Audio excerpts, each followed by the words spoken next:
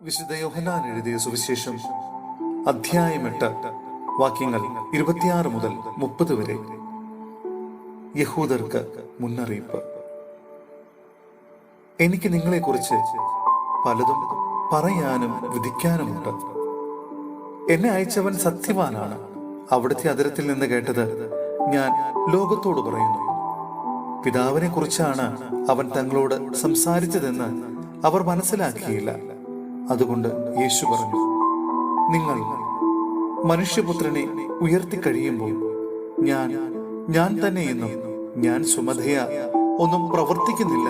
പ്രത്യുത എന്റെ പിതാവ് എന്നെ പഠിപ്പിച്ചതുപോലെ ഇക്കാര്യങ്ങൾ ഞാൻ സംസാരിക്കുന്നുവെന്നും നിങ്ങൾ മനസ്സിലാക്കും. എന്നെ അയച്ചവൻ എന്നോട് കൂടെയുണ്ട്. അവിടുന്ന് എന്നെ തനിയെ വിട്ടിരിക്കുകയല്ല. കാരണം ഞാൻ എപ്പോഴും അവിടത്തേക്ക് ഇഷ്ടമുള്ളത് പ്രവർത്തിക്കുന്നു. ഇത് പറഞ്ഞപ്പോൾ വളരെ പേർ അവനിൽ വിശ്വസിച്ചു.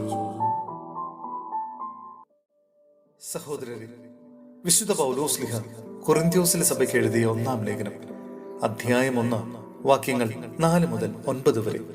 അഭിവാദനം, ഉപകാരസ്മരണ. യേശു ക്രിസ്തുവിൽ നിങ്ങൾക്ക് കൈവന്ന ദൈവകൃപയ്ക്ക് ഞാൻ നിങ്ങളെ പ്രതി ദൈവത്തിന് സദാ നന്ദി പറയുന്നു.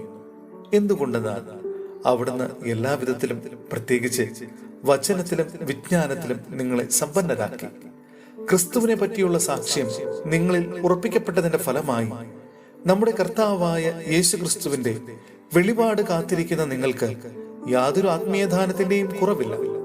നമ്മുടെ കർത്താവായ യേശു ക്രിസ്തുവിന്റെ ദിനത്തിൽ നിങ്ങൾ കുറ്റമില്ലാത്തവരായിരിക്കേണ്ടതിന് അവസാനം വരെ അവിടുന്ന് നിങ്ങളെ പരിപാലിക്കും. തന്റെ പുത്രനും നമ്മുടെ കർത്താവുമായ യേശു ക്രിസ്തുവിന്റെ സഹവാസത്തിലേക്ക് നിങ്ങളെ വിളിച്ച ദൈവം വിശ്വസ്തനാണ്.